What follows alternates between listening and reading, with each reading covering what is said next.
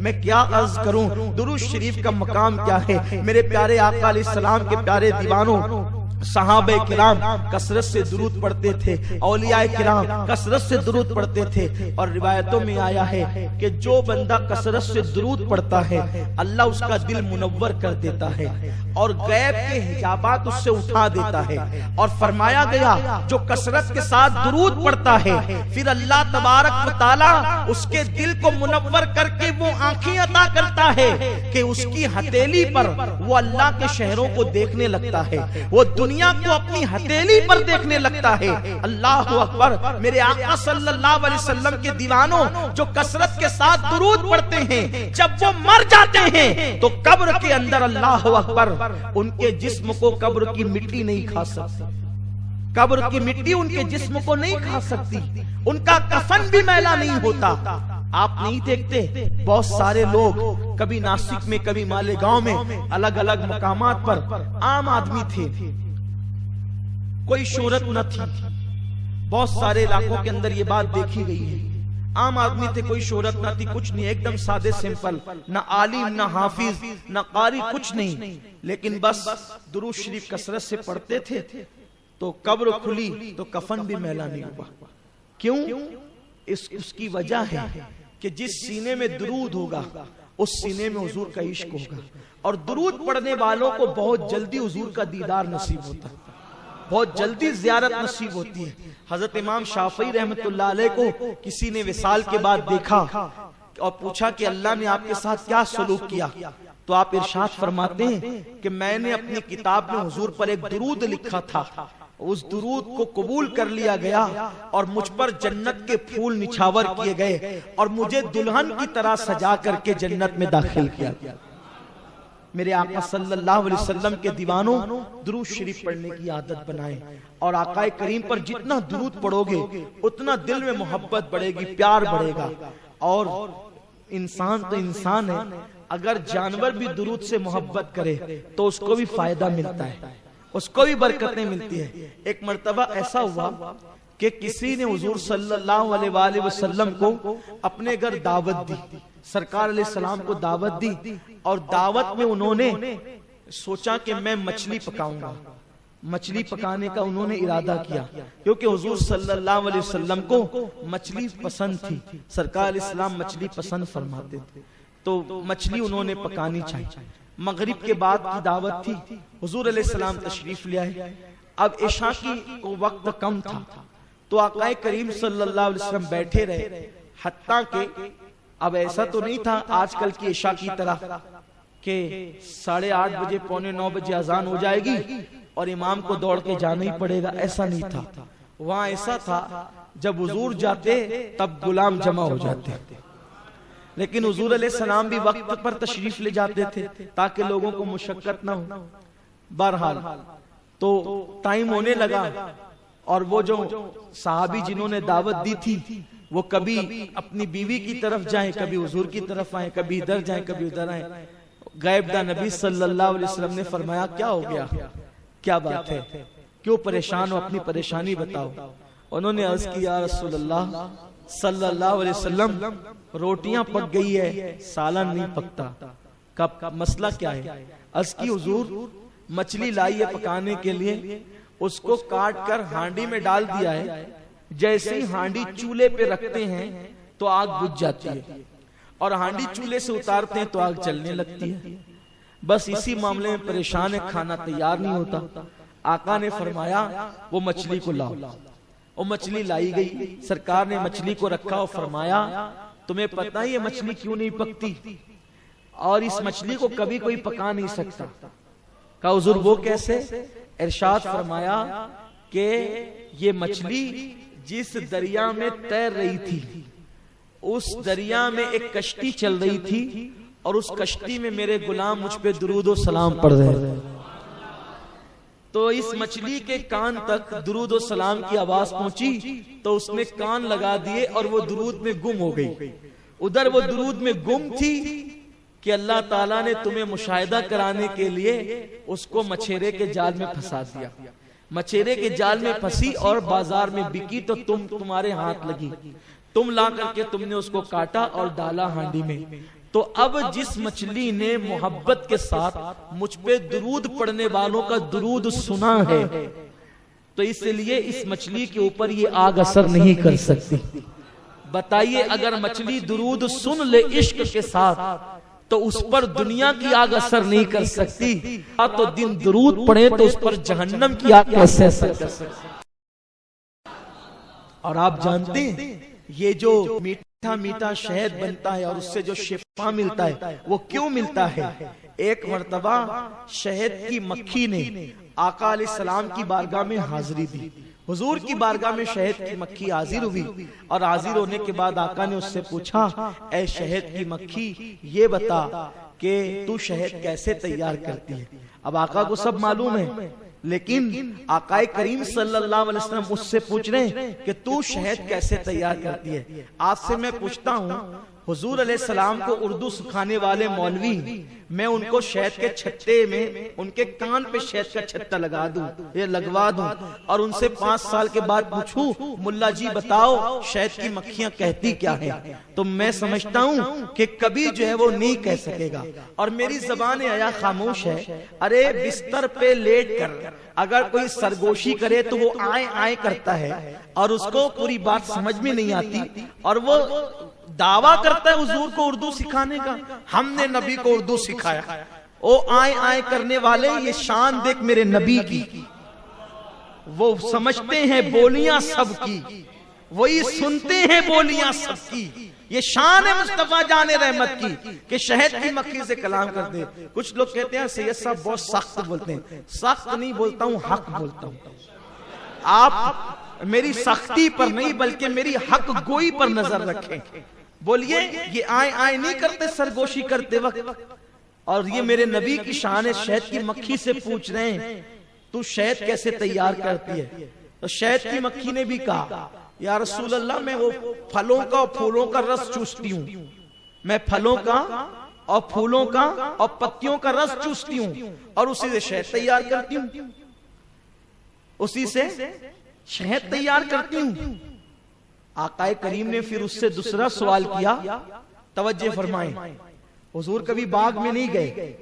حضور کبھی باغ میں نہیں گئے. کسی پھول کو کھایا، پتیوں کو چبایا. آقا فرماتے ہیں کچھ پتیاں تو کڑوی بھی ہوتی ہے، کچھ پھول تو کسیلے بھی ہوتے ہیں، کچھ پھل تو کڑوے بھی ہوتے ہیں، کچھ پھل تو کھٹے بھی ہوتے ہیں، لیکن تیرا شہد صرف میٹھا ہی کیوں ہوتا ہے؟ ارے کھٹا کھائے تو کھٹا ہی نکلے گا، کسیلا کھائے تو کسیلا ہی نکلے گا، ہے نا؟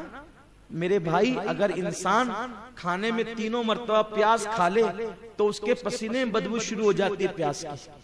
یہ علم ہے انسانی، علم الابدان ہے. یہ انسانی جسم کا علم ہے کہ انسان اگر جیسی غذا کھائے گا، اگر انسان خوشبودار غذا کھا لے تو اس کے پسینے سے بدبو ختم ہو جاتی ہے. بہت سارے لوگ گرمی میں پریشان رہتے ہیں، سوچتے ہیں یار کہ میرے پسینے میں بدبو بہت آتی ہے، تو اس کو یہ سوچنا چاہیے کہ وہ کوئی بدبودار غذا تو نہیں کھاتا ہے ہمیشہ. ایک آدھ ٹائم کھا لے تو اثر نہیں کرے گا، لیکن اگر آپ 3-4 ٹائم دبا کر کے کوئی ایک غذا کھا لے تو اس کا اثر آپ کے پسینے پہ ظاہر ہوتا ہے. تو اللہ کے حبیب صلی اللہ علیہ وسلم نے فرمایا کہ پتیاں تو کڑوی کسیلی ہوتی ہیں، میٹھی بھی ہوتی ہیں، کھٹی بھی ہوتی ہیں، پھل اور پھولوں کا حال بھی یہی ہے، لیکن تیرا شہد صرف میٹھا ہی کیوں ہوتا ہے؟ تو عرض کرتے ہیں یا رسول اللہ جب میں باغوں سے، بیابانوں سے، صحراؤں سے جو ہے وہ رس چوس کر آتی ہوں تو وہ رس چوسنے سے لے کر کے رس کو اگلنے تک کے، رس چوسنے سے لے کر کے رس کو اگلنے تک کے میں آپ پر درود و سلام پڑھتے ہوئے آتی ہوں. آپ پر درود پڑھنے کی برکت سے ساری کھٹاس، فیکاس اور کسیلے پن کو اللہ میٹھاس میں تبدیل فرما دیتا ہے. دیکھا آپ نے مٹھاس کیوں پیدا ہوتی ہے؟ اسی لیے ڈاکٹر اقبال نے کہا ہے.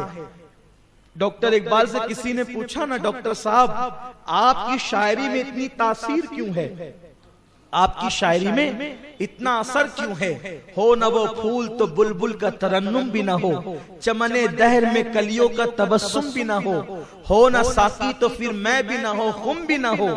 خیمہ افلاک کا استادہ اسی نام سے ہے، نفذ ہستی تپش آمادہ اسی نام سے ہے، قوت عشق سے ہر پست کو بالا کر دے، دہر میں اسم محمد سے اجالا کر دے، کی محمد سے وفا تو نے تو ہم تیرے ہیں، یہ جہاں چیز ہے کیا لوح و قلم تیرے ہیں، لوح بھی تو قلم بھی تو، تیرا وجود الکتاب۔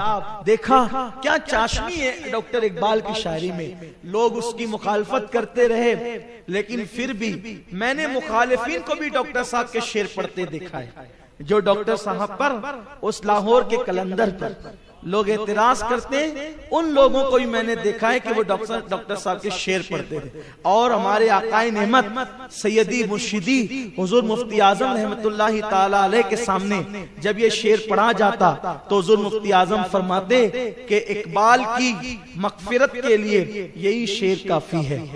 کون سا شعر؟ کی محمد سے وفا تو نے تو ہم تیرے ہیں، یہ جہاں چیز ہے کیا لوح و قلم تیرے ہیں۔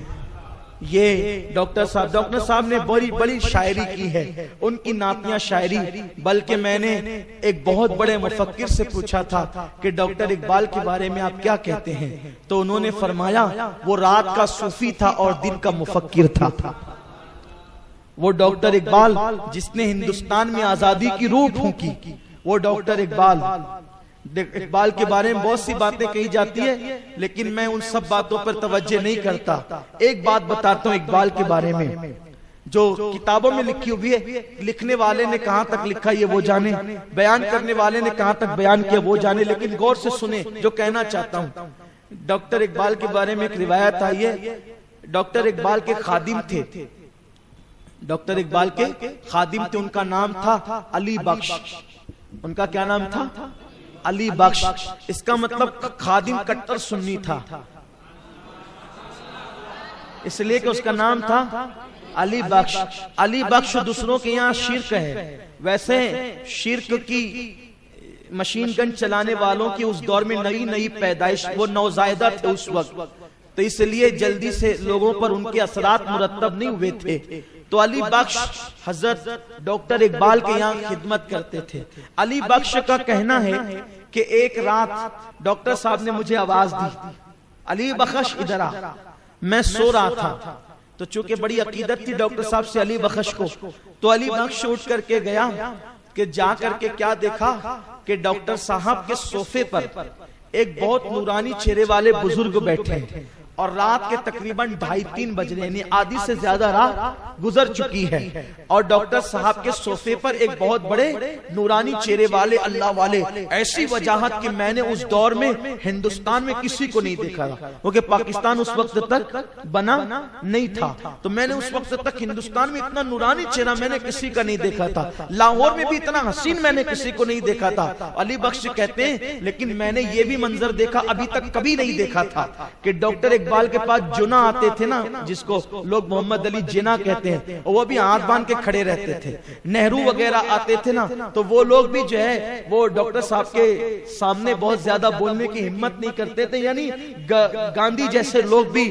ڈاکٹر صاحب کے ساتھ بہت تعظیم سے پیش آتے تھے، اور ڈاکٹر صاحب کا اپنا ایک مزاج تھا، شاہانہ مزاج، اور کسی کو خاطر میں نہیں لاتے تھے، ہر ایک کو خاطر میں نہیں لاتے تھے۔ اخلاق اپنی جگہ ہے لیکن ہر ایک کو گھاس ڈالنا ڈاکٹر صاحب کا کام نہیں تھا، لیکن میں نے یہ منظر اپنی آنکھ سے دیکھا۔ علی بخش کہتے ہیں کہ ڈاکٹر صاحب کے صوفے پر بزرگ بیٹھے اور ڈاکٹر صاحب ان کے پیر دبا رہے ہیں، ڈاکٹر صاحب ان کے ڈاکٹر صاحب کا پیر دبانا کوئی معمولی چیز نہیں تھا کسی کے۔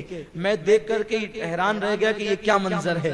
ڈاکٹر صاحب نے کہا علی بخش ایک کام کرو، باہر جاؤ اور باہر جا کر کے جو ہے وہ لسی لے کر کے آؤ، 3 گلاس لسی لاؤ۔ میں نے سوچا یہ رات کے اتنے 3 بج رہے ہیں اور لاہور میں ابھی سب سونا ہو گیا ہوگا اور یہ ان کو لسی کی سوچ رہی ہے، لیکن علی بخش تھا بڑا وفادار، کہا ٹھیک ہے لے کر آتا ہوں۔ کہتے ہیں جیسے میں گھر کے باہر نکلا، برسوں سے میں اقبال کے گھر میں رہتا تھا، لیکن جیسے گھر کے باہر نکلا تو میں نے دیکھا کہ قریب میں ایک نئی دکان کھلی ہے لسی کی، ایسا لگتا تھا جیسے آج ہی رات کھلی ہے لسی کی دکان، اور لسی کی دکان پر بہت نورانی چہرے والے بزرگ، جیسا چہرہ وہاں تھا ایسا ہی کم و بیش یہاں بھی تھا، اور وہ لسی بنا رہے تھے۔ میں گیا اور پیسے نکال کے کہا کہ 3 گلاس لسی. انہوں نے 3 گلاس لسی دی اور کہا یہ پیسے لے جاؤ. اس سے پہلے کہ میں بتاتا میں کون ہوں اور میں کہاں سے آیا ہوں، انہوں نے خود کہا اقبال کے ساتھ ہمارا حساب کتاب چلتا رہتا ہے، تم یہ پیسے لے جاؤ، ہم حساب کر لیں گے، ہم حساب کر لیں گے، لے جاؤ. اقبال کے ساتھ ہمارا حساب چلتا رہتا ہے. کہتے ہیں کہ میں لسی لے آیا. لے آنے کے بعد لا کر کے جیسی رکھا تو مجھ سے ڈاکٹر صاحب نے کہا جاؤ. میں نے لیکن میں دیکھ رہا تھا اور ڈاکٹر صاحب نے ایک گلاس بزرگوں کو پیش کیا، انہوں نے پی لی لسی. اس کے بعد دوسرا گلاس پیش کیا تو بھی پی لی، اور تیسرا گلاس پیش کیا تو کہا کہ تم پی لو. ڈاکٹر صاحب نے پی لیا. اس کے بعد وہ بزرگ نے کہا اچھا میں چلتا ہوں. اور بزرگ جب جانے لگے تو پھر مجھے علی بخش کہہ کر کے ڈاکٹر صاحب نے آواز دی علی بخش ادھر آؤ اور بزرگ کو باہر تک پہنچا دو. تو میں بزرگ کے پیچھے پیچھے ہو لیا. جیسے بزرگ نے باہر قدم رکھا ایک روشنی چمکی، میری آنکھیں چوندیا گئی اور وہ بزرگ غائب ہو گئے. میں آیا اور آنے کے بعد میں نے ڈاکٹر صاحب کو کہا، کیونکہ اب میں گھوم گھام کے باہر آیا تھا، وہ جو نئی دکان کھلی تھی وہ کوئی دکان نہیں تھی. میں آیا، میں نے کہا ڈاکٹر صاحب صحیح بتانا کیا معاملہ ہے، وہ دکان بھی لگی تھی ابھی وہ دکان بھی نہیں ہے، اور یہ جو بزرگ آیا تھا یہ کون ہے، آپ پیر دبا رہے تھے، کیا معاملہ ہے. تو ڈاکٹر صاحب نے کہا علی بخش رہنے دو، مت پوچھو.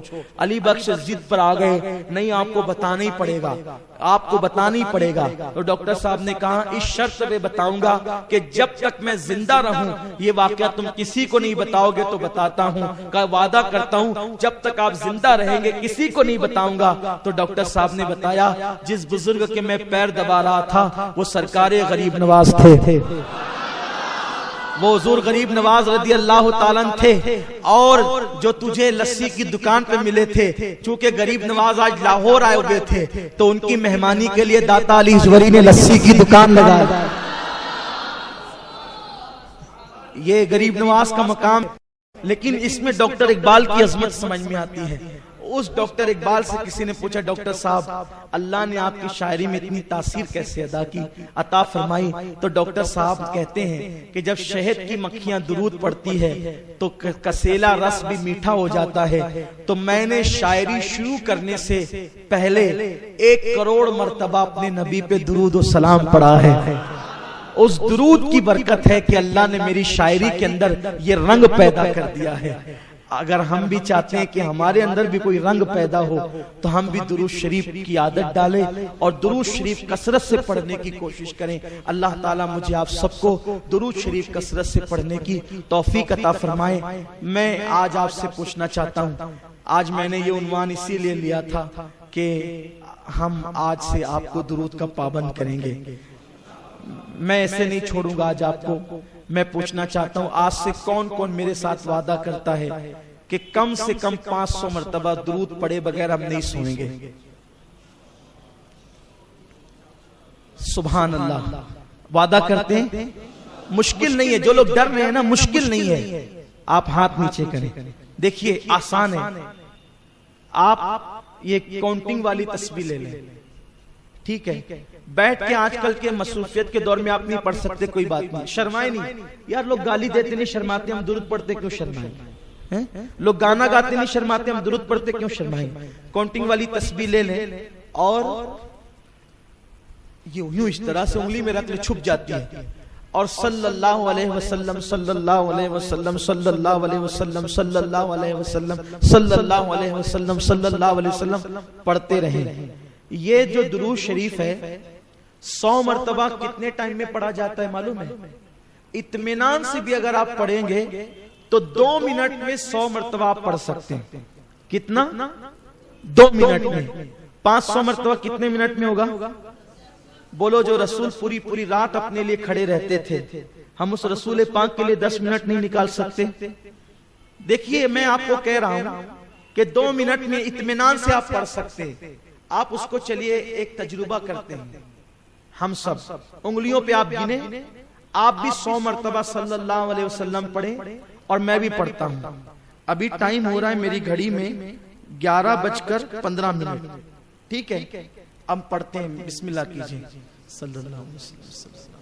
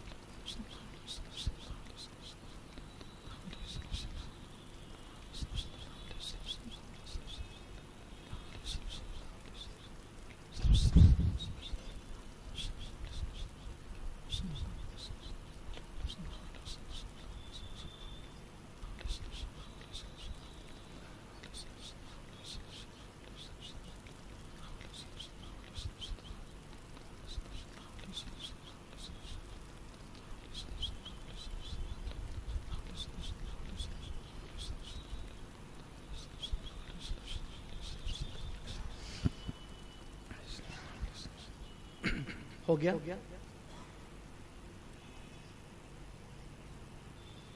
میرے خیال سے 16 منٹ ہو رہے ہیں اور میرا ہو گیا. جو بہت اطمینان سے پڑھ رہے ہوں گے ان کو 2 منٹ لگیں گے. 1 منٹ سے 1.5 منٹ میں ہمارا ہو گیا ہے, لیکن جو اطمینان سے پڑھتے ہیں 2 منٹ لگیں گے ان کو. اور اگر آپ روزانہ پڑھنے کی عادت ڈالیں گے تو آپ بھی 1 منٹ میں پڑھ لیا کریں گے. تو کیا آج سے ہم وعدہ کرتے ہیں سب لوگ 500 بار درود شریف روزانہ پڑھیں گے انشاءاللہ, اور رمضان شریف میں ڈبل کر دیں گے اس کو انشاءاللہ. اگر یہ عنوان آج لینے کی وجہ ہے, مجھے معلوم ہے آپ, میں نے جو فضیلت بیان کی آپ کو معلوم ہوگی سب, کیونکہ آپ اجتماع میں آتے ہیں. ہمارے مبلغین جو نئے نئے آتے ہیں وہ لوگ یہ عنوان پہ بیانات کرتے ہیں, لیکن میں نے یہ پرانا عنوان آج اسی لیے کھولا ہے تاکہ ہم آج یہ عزم لے کر کے جائیں کہ ہمیں روزانہ کتنی مرتبہ, بھولیں گے تو نہیں, سب لوگ پڑھیں گے انشاءاللہ. اللہ تعالیٰ سے دعا ہے کہ اللہ ہمیں توفیق عطا فرمائے. ایک مرتبہ ایک خاتون نے مجھ سے کہا, عرض کیا کہ سید صاحب میں حضور کا دیدار کرنا چاہتی ہوں, آپ کوئی عمل بتائیں. تو میں نے اس کو کہا کہ تم ایک درود شریف پڑھو, اللہم صلی علی روح سیدنا محمد فی الارواح وصلی علی جسد فی الاجساد وصلی علی قبر محمد فی القبور. یہ میں نے اس کو کہا کہ آپ درود شریف پڑھیں. وہ روزانہ کبھی 100 مرتبہ کبھی 300 مرتبہ پڑھتی رہی, اور پھر ایک دن مجھے بتایا کہ میں نے حضور علیہ السلام کا دیدار کیا اور ساتھ میں مولا علی کا بھی دیدار کیا. تو یعنی کہ درود شریف کی کثرت اگر انسان کرے تو آسانی کے ساتھ انسان جو ہے وہ حضور کا دیدار کر سکتا ہے. تو آپ حضرات سے میری گزارش ہے کہ اگر حضور کے دیدار کی تمنا ہے تو آپ حضور پہ درود پڑھیں. اور ایک عمل بتا دیتا ہوں دیدار کا, اگر آپ چاہتے ہیں تو 3 ہفتے کے اندر اندر ہو جائے گا, 4تھے ہفتے کی نوبت بھی نہیں آئے گی انشاءاللہ. طریقہ یہ ہے کہ شب جمعہ میں تازہ اچھے سے وضو کریں, اور وضو کرنے کے بعد 2 رکعت نفل نماز پڑھیں. پہلی رکعت میں سورہ فاتحہ کے بعد 11 مرتبہ قل هو اللہ اور 11 مرتبہ آیت الکرسی پڑھیں, اور دوسری رکعت میں بھی 11 مرتبہ قل هو اللہ اور 11 مرتبہ آیت الکرسی پڑھیں. اور سلام پھیرنے کے بعد اللہم صلی علی محمد النبی الامی وآلہ وسلم, اللہم صلی علی سیدنا محمد النبی الامی وآلہ وسلم, اللہم صلی علی سیدنا مولانا محمد النبی الامی وآلہ وسلم. اس درود شریف کو 100 مرتبہ پڑھیں اور کسی سے بات کیے بغیر سو جائیں. اگر آپ پر کرم ہو گیا تو پہلے ہی ہفتے میں نصیب جاگ جائیں گے, ورنہ دوسرے ہفتے میں, ورنہ تیسرے ہفتے میں تو انشاءاللہ زیارت ہو ہی جائے گی, 4تھے ہفتے کی نوبت ہی نہیں آئے گی انشاءاللہ. لیکن اس کے لیے ضروری ہے آنکھوں کی حفاظت کرنا پڑے گی, اس لیے کہ حضور کا حسن بہت غیرت والا ہے. اگر اپنی آنکھوں کو آوارہ کریں گے تو جلدی سے زیارت نہیں ہوگی. یہ زیارت کا عمل جتنے بھی لوگوں کو بتایا جاتا ہے, مردوں کے مقابلے میں عورتوں کو جلدی سے زیارت ہوتی ہے, اس لیے کہ عورتیں زیادہ تر گھر میں رہتی ہے تو ان کی آنکھوں کی حفاظت بھی ہوتی رہتی ہے, اس لیے ان کو جلدی سے زیارت نصیب ہوتی ہے. تو امید ہے اگر آپ زیارت حضور کی کرنا چاہتے ہیں تو انشاءاللہ تعالی اس پر آپ عمل کریں. کتنے خوش نصیب ہے وہ لوگ جن کو حضور کی زیارت نصیب ہوتی ہے, اور کتنا آسان عمل ہے. 3 ہفتے کے اندر میں سمجھتا ہوں کہ اگر 30 ہفتے بھی یہ عمل کیا جائے اور زیارت ہو تو بہت بڑی بات ہے, لیکن 3 ہفتے کے اندر حضور امام المتکلمین مولانا نقی علی خان نے پورے یقین کے ساتھ لکھا انشاءاللہ 4تھے ہفتے کی تو نوبت ہی نہیں آئے گی. تو اس کو بھی آپ کر سکتے ہیں. اور سنی دعوت اسلامی کا اجتماع اسی لیے ہے کہ ہم عمل کا جذبہ اپنے دلوں کے اندر پیدا کریں.